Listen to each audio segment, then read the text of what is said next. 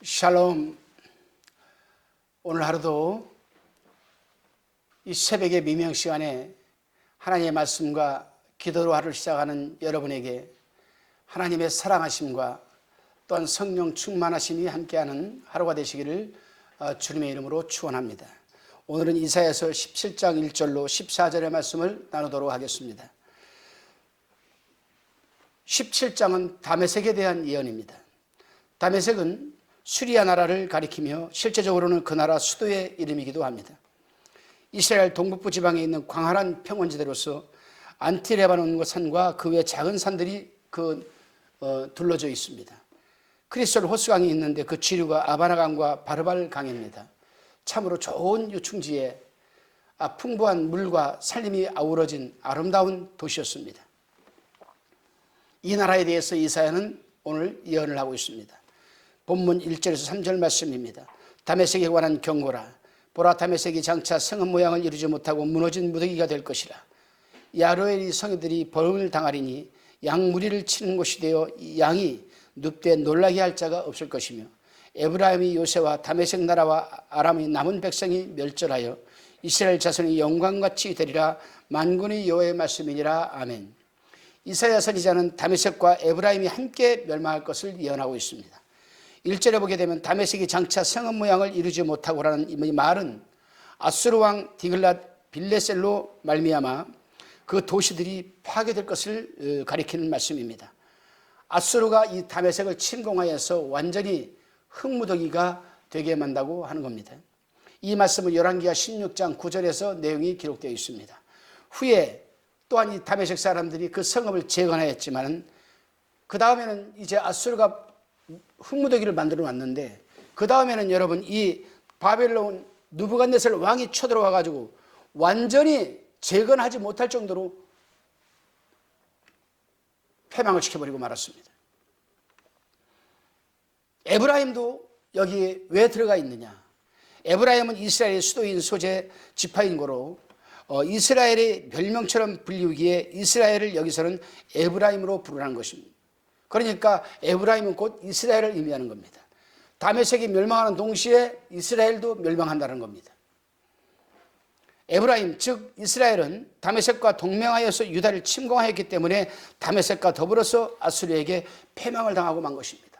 자기 형제 나라인 유다를, 더군다나 하나님께서 지금 섭리를 가지고 지금 하나님께서는 앞으로 훗날 700~800년 뒤에는 이 유다를 통해서, 유다 지파를 통해서 메시아 예수 그리스도를 탄생시키려고 하는데, 이 이스라엘이 다메섹과 동맹해가지고 그 유다를 지금 침략하고 패망시키려고 한다 이 말입니다.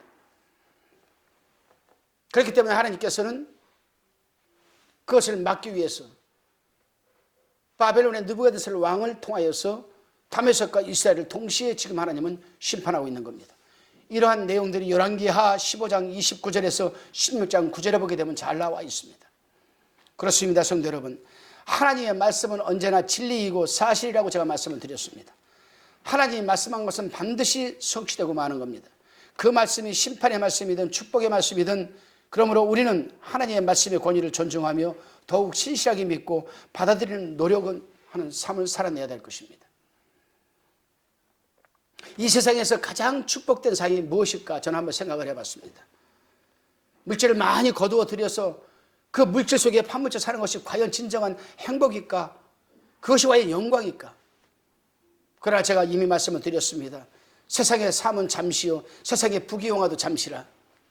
공수거란 말이 있습니다. 빈손으로 왔으니 인간은 빈손으로 갈 수밖에 없습니다. 어떤 것이 과연 진정한 행복적인 부유한 삶을 살아갈 수 있을까? 그것은 바로 하나님의 말씀의 중심적인 영적인 삶을 살아내는 것입니다. 본문 4절 6절의 말씀입니다.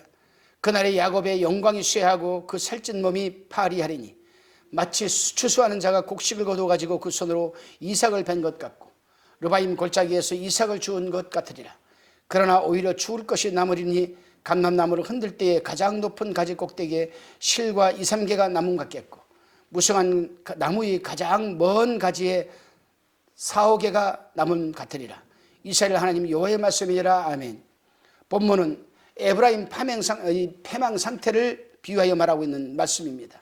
살찐 몸이 파리해지는 것, 추수 시에 이삭을 줍는 것, 감나무 열매를 두들겨 따는 것 등 세 가지로 비유하여서 그 남은 자가 아주 적을 것을 하나님은 지금 말씀하고 있습니다.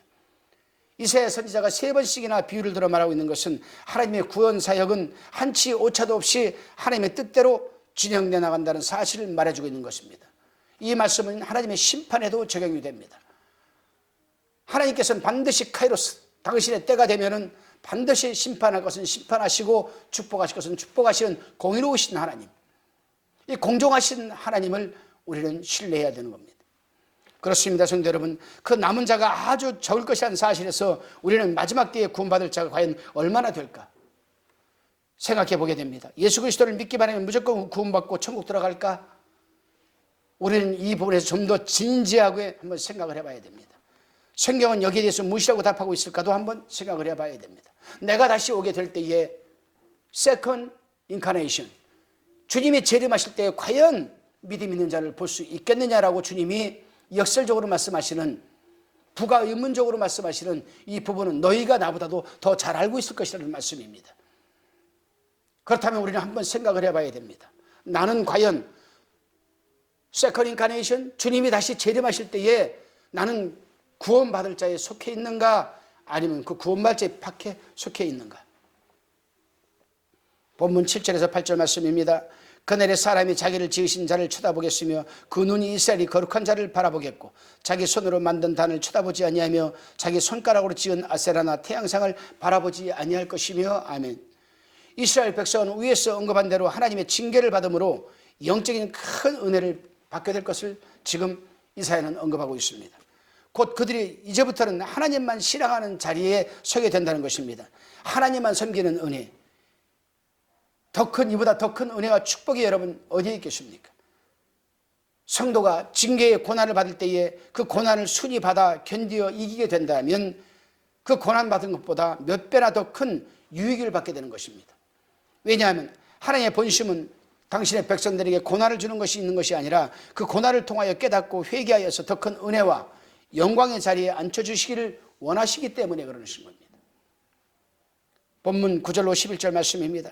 그날에 그 견고한 성읍들이 옛적에 이스라엘 자손 앞에서 버림받은 수풀 속의 처소와 작은 산 꼭대기의 처소 같아서 황폐하리니 이는 내가 자기의 구원의 하나님을 잊어버리며 자기의 능력의 반석을 마음에 두지 않은 까닭이라. 그러므로 내가 기뻐하는 식물을 심으며 이방의 가지도 이종하고 내가 심는 날에 울타리로 두르고 아침에 너희 씨로 잘 발육하도록 하였으나 근심과 심한 슬픔의 날에 농작물이 없어지리라. 아멘. 여기서는 하나님의 심판을 받는 원인에 대해서 말하고 있는데 그것은 자기들이 구원의 하나님을 잊어버리고 우상을 섬기어 능력의 반석 되시는 하나님을 배반한 까닭이라고 이사야는 지적하고 있습니다. 그래서 하나님은 이스라엘에게 택한 백성들이 바알 같은 우상의 농경신을 섬겨서 농사에 다수확을 바랐으나 하나님께서는 농작물에 재앙을 내려서 농작물을 하나도 수확하지 못하게 하신다라고 말씀하고 계십니다. 그렇습니다, 성도 여러분. 이것은 어느 시대를 막론하고 이같이 하면 멸망을 자초하는 것으로 역사의 흐름에 있어서 언제나 확고하신 하나님의 섭리인 것입니다. 농사를 지어도 하나님께서 때에 따라 여러분 햇빛과 비를 내려주셔야 농사가 잘 되는 것입니다. 다른 어떤 일들도 다 마찬가지입니다. 하나님께서 순간순간 때마다 시마다 분마다 개입하여 주시고 하나님이 이끌어 주시고 보호해 주시고 인도해 주셔야 모든 것이 잘 되는 것입니다. 그래야 여러분 만사가 형통되는 것입니다. 오늘 이 말씀을 듣는 여러분 기도하실 때 성실하게 두 손을 모아서 하나님께 기도하시기를 바랍니다. 하나님, 순간순간 10분 초마다 저를 간섭하여 주시고 인도하여 주셔서 만사가 잘 되도록 도와주셔서 더욱더 건강과 시간과 물질로 하나님 영광 돌리게 하옵소서. 본문 12절로 14절의 말씀입니다. 슬프다 많은 민족이 소동하였으되 바다 파도에 뛰어드는 소리 같고 그들이 소동하였고 열방이 충돌하였으되 큰 물이 몰려온 같이 그들도 충돌하였도다.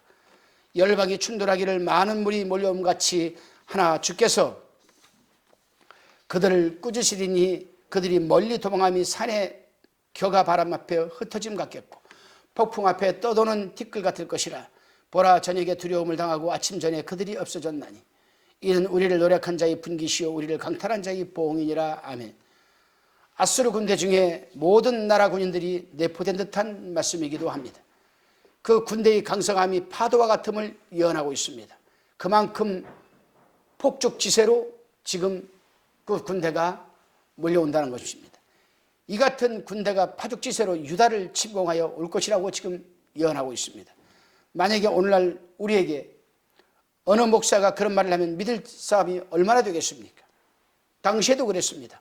이사야 선지자가 폭죽지세로 외국 군대가 쳐들어올 것이다라고 믿을 사람이 그 당시에 아무도 없었습니다. 그러나 이사야가 그러한 말을 선포할 때에 그들이 깨닫고 회개하여 하나님 품으로 돌아왔다면 아마도 이스라엘의 역사는 다시 쓰였을 것입니다. 그렇습니다. 오늘날 우리에게도 어느 예언하는 선지자보다도 더 정확하고 완벽한 하나님의 계시를 우리는 갖고 있습니다. 그것은 바로 성경 말씀입니다. 성경은 주님이 다시금 재림하시는 날까지, 세상의 종말까지, 심판의 날까지에 대한 하나님의 뜻과 계시가 담겨져 있습니다.